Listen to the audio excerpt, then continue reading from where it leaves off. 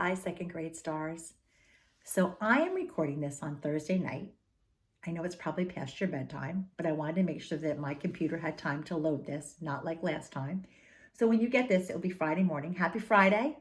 Thank goodness it's Friday.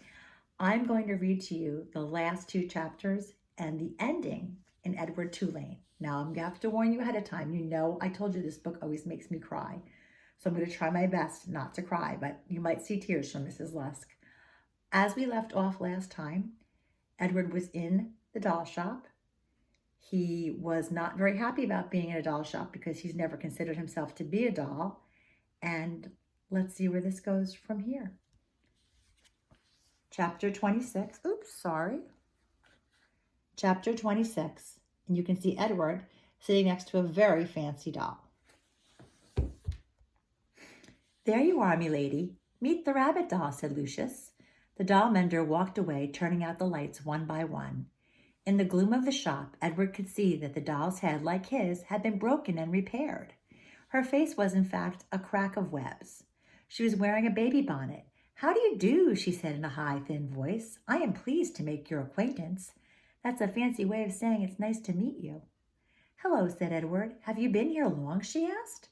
Months and months, said Edward, but I don't care. One place is the same as another to me. Oh, not for me, said the doll. I have lived 100 years, and in that time I have been in places that were heavenly, and in other places that were horrid. And after a time, you learn that each place is different, and you become a different doll in each place, quite different. Wow, that's kind of like Edward. He's become a different rabbit in each place that he's been to as well. 100 years, said Edward. I am old. The doll mender confirmed this. He said that he was mending me and that I'm at least 100 years old. Edward thought about everything that had happened to him in his very short life. What kind of adventures would you have if you were in the world for a century? A century means 100 years. The old doll said, I wonder who will come for me this time. Someone who will come, someone always comes. Who will it be? I don't care if anyone comes for me, said Edward. But that's dreadful, said the old doll. There's no point in going on if you feel that way. No point at all. You must be filled with expectancy. You must be awash in hope. You must wonder who will love you and whom you will love next. I'm done being loved, said Edward. I'm done with loving. It's just too painful. Pish, said the old doll. Where is your courage? Somewhere else, I guess, said Edward. You disappoint me. You disappoint me greatly. Who does that sound like? If you're thinking Pellegrina, I'm agreeing with you.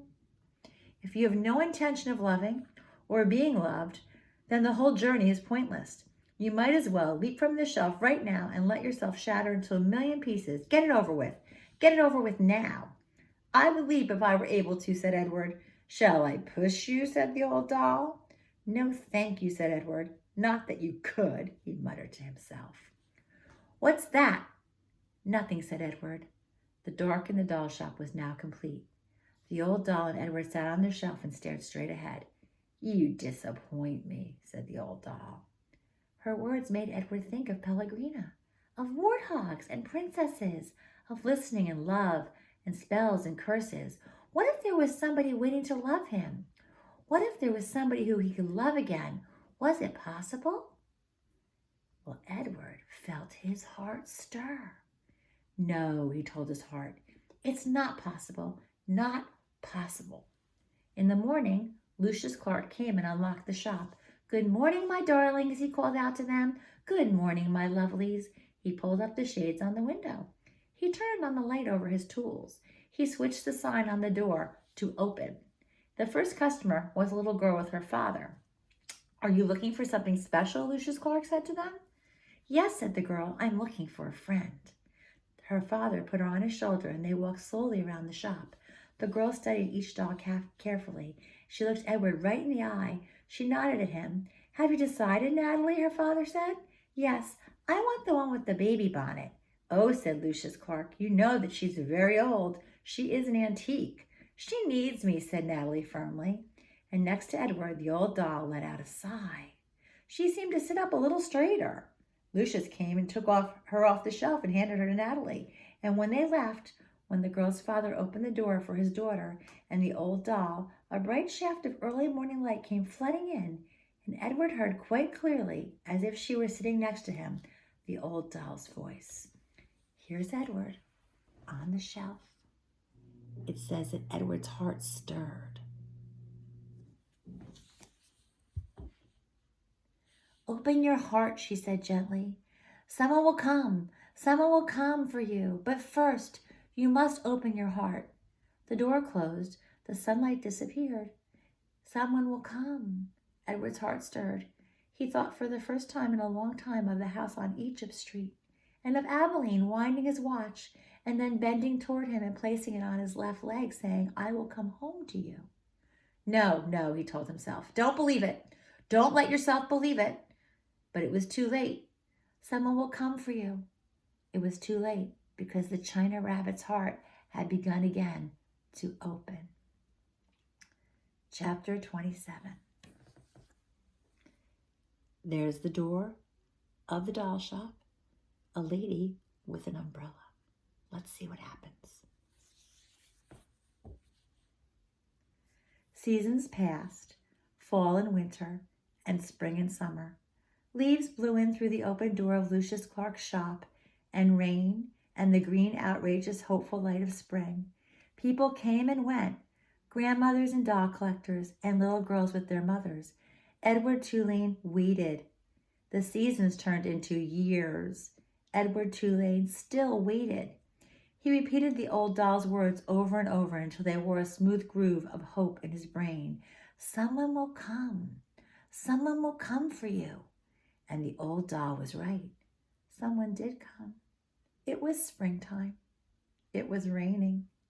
There were dogwood blossoms on the floor of Lucius Clark's shop. She was a small girl, maybe 5 years old, and while her mother struggled to close a blue umbrella, the little girl walked around the store, stopping and staring solemnly at each doll and moving on.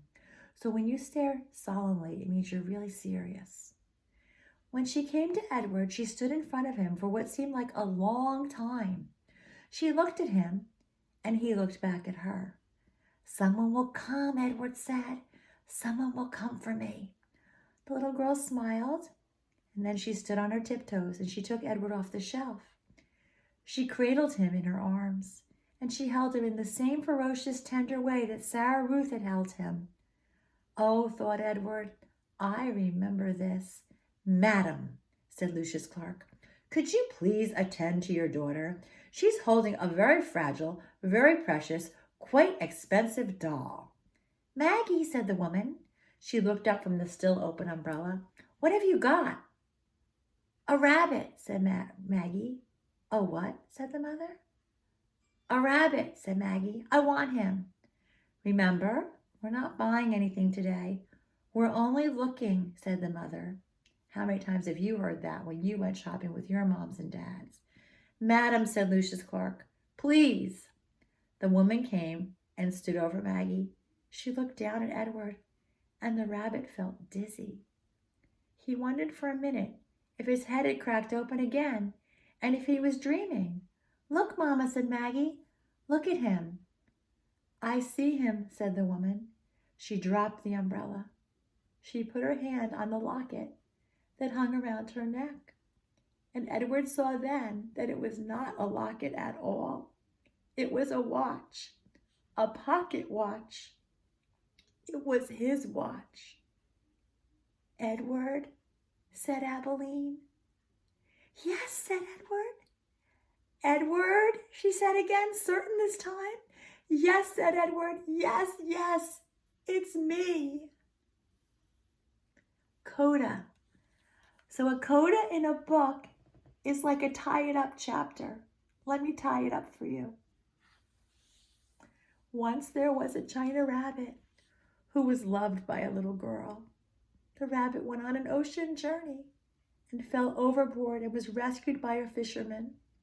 He was buried under garbage and unburied by a dog. He traveled for a long time with the hobos, and he worked for a short time as a scarecrow. Once there was a rabbit who loved a little girl and watched her die. The rabbit danced on the streets of Memphis. His head was broken open in a diner and put back together by a doll mender. And the rabbit swore that he would not make the mistake of loving again.